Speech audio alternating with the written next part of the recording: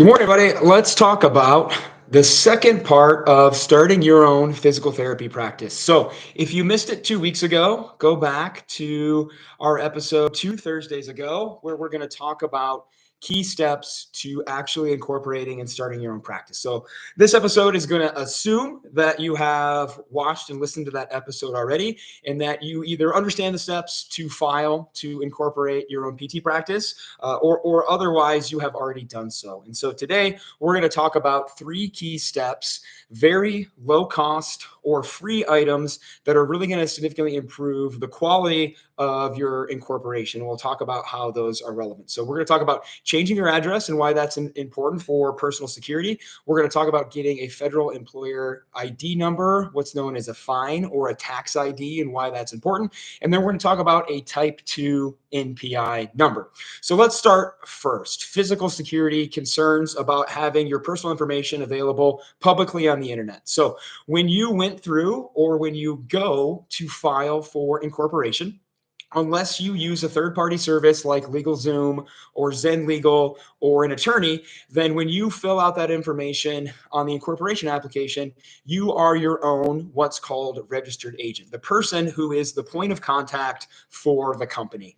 And so by default, if you don't use a third party, if you don't pay for that service, there are attorneys' offices that will charge you a couple $100 a year for that. Companies like LegalZoom or Zen Legal will offer that service. But if you haven't used that, then by default, you, the person who filled out the application, are the registered agent, which means your full name, your home address, and your phone number are now public domain. Every single state has an online database where you can search all of the companies incorporated in that state.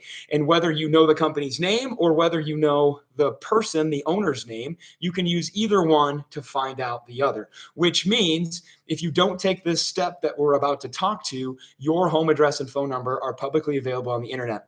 And whether it's concerns about upset patients or just not wanting to get hit with a bunch of physical spam mail to your home address, which if you currently own a company, you know that happens about 20 to 30 pieces of mail per day.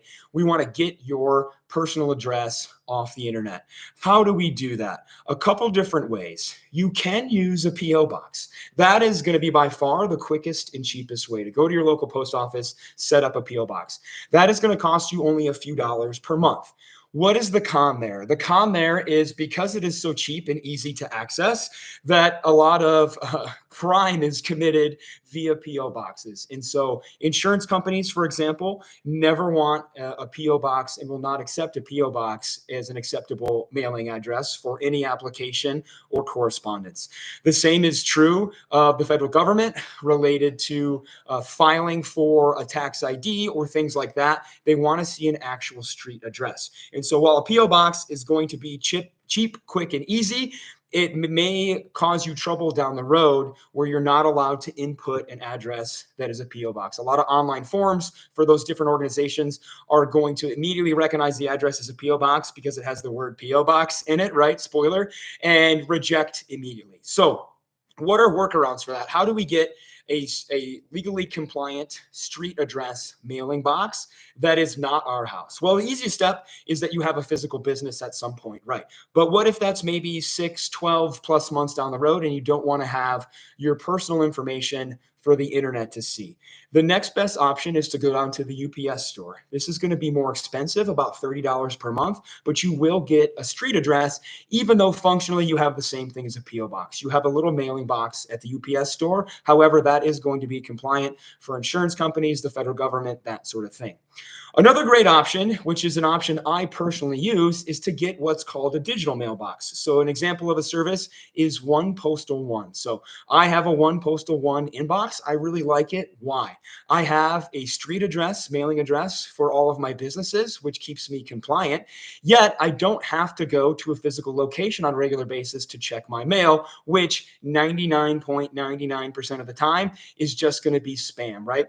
Advertisements for computers, medical billing services, liability insurance, business credit cards, all that sort of stuff. What's nice about a digital inbox is I get an email every time I have physical mail. And what the digital inbox company does is send me a picture of what I have. And I can say, That's spam. This is spam. This is spam. And I can click the things I don't want, and that company will shred that stuff for me. And I don't even have to worry about ever physically interacting with it. And if there does happen to be a piece of mail or a package that I do need, I can pay the digital mailbox company to then mail it to my actual home address without having my home address publicly available on the internet. So digital mailbox can be a really great option if you don't want to spend 20 minutes a day, 20 minutes a week checking a physical inbox, but you still get that street legal address to be compliant with insurance companies, the government for taxes, that sort of thing. So first things first, let's get our home address off the internet by changing that. The second thing you want to do is get your personal social security number off a lot of applications that you're about to do. Once you incorporate, when you file for a business checking account, a business credit card, when you go to apply for maybe credentialing with insurances, when you fill out your tax forms every year, by default, once you incorporate, your company's tax ID is simply your personal social security number. Now, you can imagine a lot like your physical address, that is not the greatest thing to have on a lot of these paper applications going through the mail or digital applications going through what is likely not a secure system to begin with. So how do we get our personal social security number off all these things? Similar concept, we switch our personal social security number for what's known as a federal employer identification number, also known as a federal tax ID or a FIN, F-E-I-N. This is a number that is strictly associated with your business, and it's not linked to your personal credit at all. So just by having this number, someone could not go get a boat or get a mortgage or get a credit card or do any of the nefarious things they could do if they had access to your personal social security number. What's nice about this is it's free. All you need is to have an incorporated company, which you will already have had when you go through that step. So this is a free service. It takes about 5 minutes to do the application through the federal government. It's through the IRS website. And then you get this number that is not linked to really anything important that you can put on all these forms, put on your taxes, and get your personal social security number off all of this paperwork, which is super nice. Now, the caveat here is, believe it or not, even in 2025, this website through the IRS closes. Some of you are so young, you don't know that websites used to close for the day, right? People would turn off their website so they didn't have to worry about answering email and stuff after hours. And this is still an example of a website that will close. So this website will close at night, it will close on the weekends, and it will close on federal holidays. So it's not always available. And you do need to make some time to sit down during 9 to 5 business hours, Monday through Friday, to be able to fill it out. But that being said, again, it's free. It's about 5 minutes and it's very simple. And it's a step that I recommend to everybody in our brick by brick course to get their personal social security number off all of those applications. So our third thing, a type 2 NPI number. Before we get to that, speaking of our brick by brick course, I want to pause and introduce myself. My name is Alan. I'm happy to be here on Leadership Thursday. We talk all things practice management and ownership. I have the pleasure of teaching our brick by brick course in our practice management division, an 8-week online course designed for everything we talk about here on Thursday, starting your own practice, regardless of payment method or practice setting, in person, online, mobile, whatever, cash-based, insurance-based, both, doesn't matter. Brick by brick is for you. Our next class begins March 24th, 2025, if you're interested in learning what it takes to open your own physical therapy practice. Leadership Thursday also means it is Gut Check Thursday. This week's Gut Check is very interesting.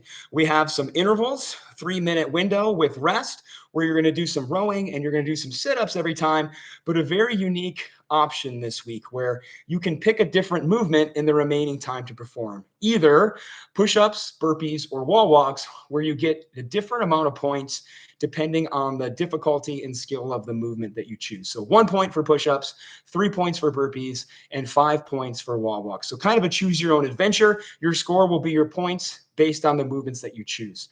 We welcome that you change it up as desired, even within the same interval, or maybe you just do something different every round. Again, it's choose your own adventure, so it's up to you. So it'll be fun to see some of the strategy behind trying to get the most points every round of each interval. Who does all wall walks, who does a mixture, who gets the most points. It'll be fun to see your scores roll in over the weekend. Okay, let's finish and talk about type 2 NPI numbers. Now, whether you plan to take insurance or cash, Every practitioner needs this. Every person that's currently practicing already has a type 1 MPI number. This is unique to you, and you only have one your entire career. This is your identification to the government that you are a healthcare provider. You can think of it as your PT Social Security number, your healthcare provider Social Security number. It identifies you as a physical therapist. It identifies you as a healthcare provider in good standing with the government. Type 2 MPI number is similar. It identifies your business as a healthcare business. Now, you can have more than one type 2 MPI number because you can have more than one healthcare business, obviously. Why is this important? First and foremost, if you plan to take any insurance, even just Medicare, you're going to need this number to fill out those applications. Now, even if you're sitting here and saying, I'm never going to take insurance, I'm always going to be 100% cash based, you still want to get it. Why? Because you're going to have some patients who have out of network reimbursement benefits. And if they can get a super bill from you, they might be able to get 50, 80, 100% of what they pay you in cash reimbursed by their insurance company, but only if you have a compliant super bill, which is going to include having a type 2 NPI number. And so that's a wonderful customer service offering to be able to provide to your patients, to very quickly give them an itemized super bill that they can submit and get some or all the money that they're paying you in cash back. Why not offer that, right? That's going to let you see a wider range of patients than you would be able to if you refuse to provide super bills because you don't want to get the type 2 MPI number. A lot like the federal tax ID number, this is free to get from the government. It's a simple application. You don't need much information, and it's through the same site where you will either get your type 1 MPI number once you're a practicing clinician, or where you will look that up. It's the same system that Medicare uses for enrollment. So you already have an account, even if you're not the one that originally set it up. Maybe somebody at your first place of employment set it up, but you have access to that account, which means you have the ability to generate that type 2 NPI number. So those three things are relatively cheap and simple, but they go a long way to protect your own personal, physical, and digital security, and to offer a big customer service bump to your patients.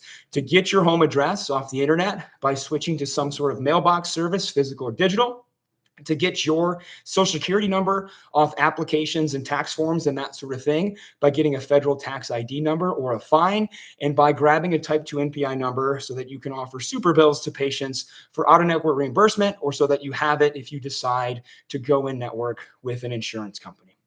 So I hope those steps were helpful. Again, if you're looking for more information about stuff like this, we have an entire class for you. We'd love to see you in the March cohort of Brick by Brick. Other than that, have fun with Gut Check Thursday.